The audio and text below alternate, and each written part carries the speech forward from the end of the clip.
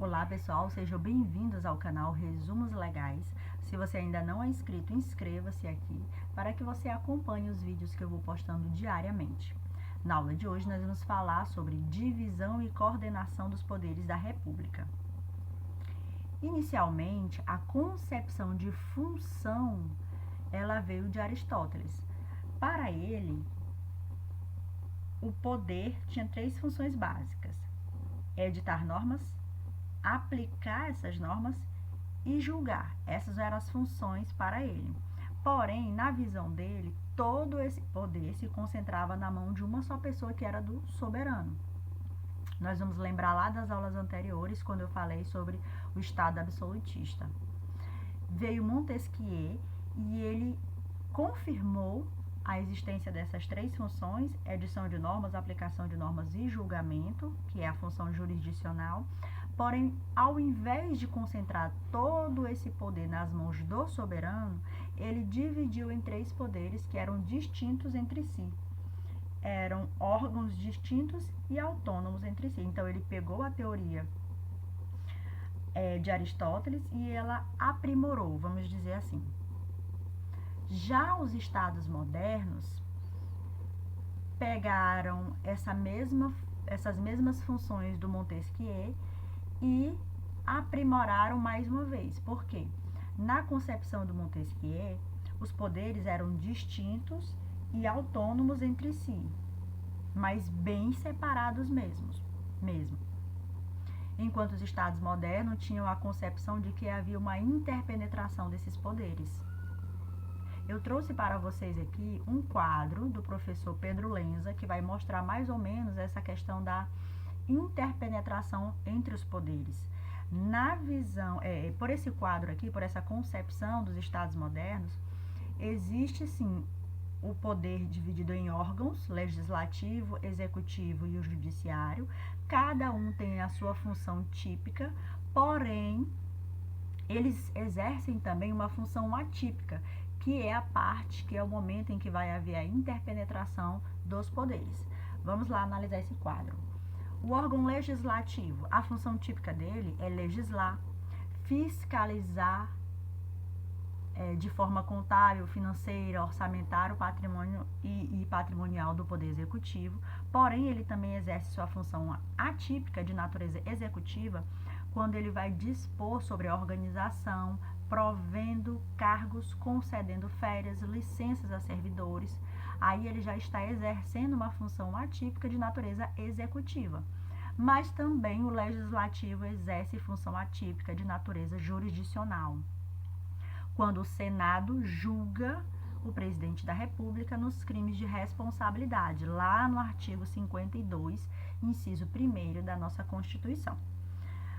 O órgão executivo tem como função típica a prática dos atos de chefia do legislativo, chefia de governo e atos de administração. Porém, ele também exerce função atípica de natureza legislativa quando o presidente da República adota medida provisória com força de lei, presente lá no artigo 62. E também exerce função atípica de natureza jurisdicional quando o executivo julga, apreciando defesas e recursos administrativos. O órgão judiciário exerce como função típica julgar, que é a função jurisdicional, dizendo o direito no caso concreto e dirimindo os conflitos que lhes são levados, mas também exerce função atípica de natureza legislativa quando estabelece normas do regimento interno de seus tribunais. Isso está presente no artigo 96, inciso 1º, a linha A da nossa Constituição, e também exerce função atípica de natureza executiva quando administra ao conceder licença e férias aos magistrados e serventuários, presente lá no artigo 96, inciso 1º, a linha F. Assim, essa interpenetração dos poderes não vai atrapalhar de forma nenhuma a independência e a harmonia entre os três poderes, porque é uma determinação da Constituição. Nós vamos ver cada um desses poderes, iniciando pelo poder legislativo. O Poder Legislativo Federal, ele é bicameral, no sentido de que ele é composto pela Câmara dos Deputados e pelo Senado Federal, formando o Congresso Nacional. Os deputados que compõem a Câmara dos Deputados, eles são representantes do povo, enquanto que o Senado Federal é composto por representantes dos estados membros e do Distrito Federal.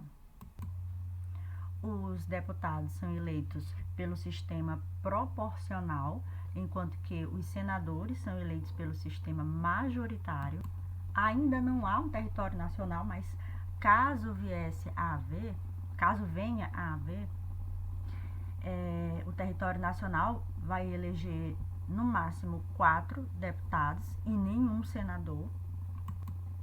Na verdade, nem é no máximo 4, é um número fixo de 4 deputados federais e nenhum senador federal, porque um território, ele não tem autonomia federativa, ele é apenas a descentralização da União.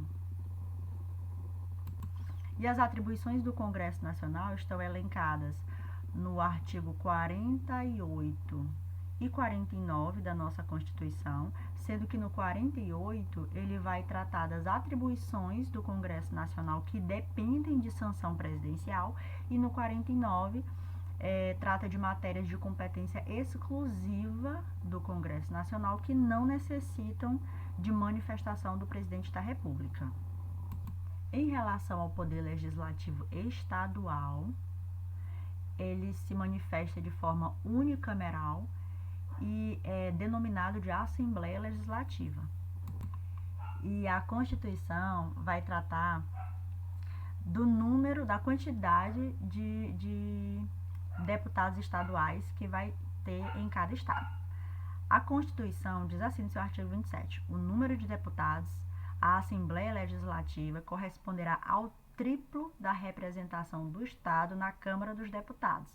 Então, nós já temos aqui que a quantidade de deputados estaduais vai depender da quantidade de deputados federais. E, atingindo o mínimo de 36, será acrescido de tantos quantos forem os deputados federais acima de 12. Aí a pessoa olha para cá, para esse artigo 27 e já começa a arrancar os cabelos. Mas ele não é tão difícil assim. Olha só como é que acontece. Se o estado tiver menos de 12 deputados, você só vai multiplicar, de deputados federais, tá? Você só vai multiplicar por 3 esse número. Então, se o estado tiver 12 deputados federais, vezes 3, ele terá 36 deputados estaduais. Pronto. Se for menos de 12 até 12, a continha é só multiplicar por 3. Mas, se o estado tiver mais de 12 deputados federais, você só vai somar este número acima de 12 com 24 e você vai ter o total de deputados estaduais. Então, se um estado tiver 25 deputados federais, soma-se 24 e você vai ter 49 deputados estaduais na Assembleia Legislativa daquele estado. Facinho dessa forma. Porque lá na hora da prova você não vai querer ficar memorizando, lembrando de fórmula matemática. Então é só isso. Menos de 12 até 12, você vai multiplicar por 3. Acima de 12 deputados federais, você soma este número com 24 e terá o total de deputados estaduais. Pronto. O Poder Legislativo Municipal também é unicameral e chama-se Câmara dos Vereadores ou Câmara Municipal. E o total de vereadores vai ser correspondente ao número de habitantes, vai ser proporcional, na verdade, ao número de habitantes. E as regrinhas são muitas e estão dispostas lá no artigo 29 da Constituição Federal. Pessoal, sobre o Poder Legislativo, era isso que eu tinha para compartilhar com vocês. Eu espero que vocês tenham gostado, espero que vocês tenham aprendido alguma coisa aqui comigo. Se vocês gostaram do vídeo, curta por favor e se inscreva no canal se você ainda não for inscrito. Muito obrigada e até o próximo vídeo.